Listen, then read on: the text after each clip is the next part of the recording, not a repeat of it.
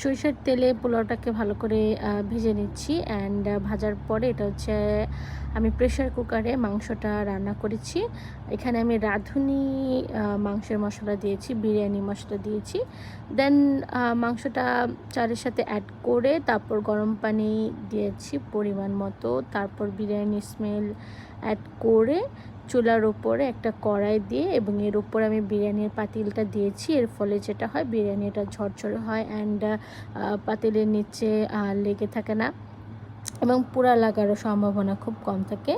তারপরে আস্তে ভালো করে নেড়েচেড়ে যখন দেখলাম যে চালগুলো ফুটে গেছে, দেখেন দেখতে কি সুন্দর মাশাআল্লাহ।